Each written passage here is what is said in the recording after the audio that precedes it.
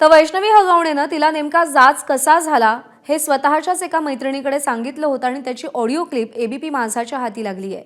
आई वडिलांच्या विरोधात जाऊन शशांक सोबत प्रेमविवाह केला ही आपल्या आयुष्यातली मोठी चूक होती आणि आता ही चूक सुधारण्यासाठी वडील माझी साथ देणार आहेत, लवकरच घटस्फोट घेणार आहे असं वैष्णवीनं मैत्रिणीला सांगितलं होतं।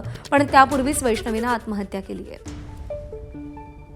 मला म्हणते पिंकी ताई की म्हणे तुझ्या आता इकडे सगळीकडे तुझी बदनामी करते, तू केलंय जे नाही केलं ते सगळं सांगते म्हणली आत्तापर्यंत घरी, म्हणजे कुठे इकडे वाकडला म्हणे तुझ्या सगळ्या मैत्रिणींना सांगते की तू कसली घाणेरडी एखाद्याच्या घराचं वाटोळ करते, माझ्या म्हणजे शशांक सोबत पण कधी लॉयल नव्हतीस तू, असं तसं म्हणे तू फालतू आहे, तू घाणेरडी आहे आणि घाण शिव्या द्यायला लागली, पप्पांना काही पण बोलायला लागली, मम्मीला काही पण बोलायला लागली, नुसतं अगं लय गं काय सांगू तुला, मगाशी पप्पा आणि मम्मी बसले होते म्हणून मला काही बोलता आलं नाही नीट तुझ्याशी।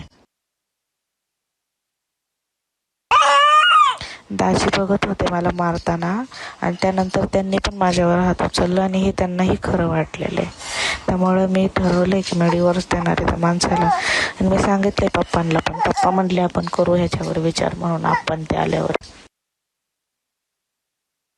माझा नवरा, मला एवढं शॉक वाटतंय, एवढं आश्चर्य वाटतंय की माझा नवराच माझा कधी नाही झाला, या गोष्टीचं जास्ती वाईट वाटतंय। सासू सासरे काय ते तसेच वागतात असं, पण त्यांचं कामच असतं असलं वागणं, पण ज्याच्यामुळे मी त्या घरात गेले ना, लई चुकले माझं, मी सगळ्यांना विरोध करून लग्न केलं ना, तिथं चूक झाली माझी।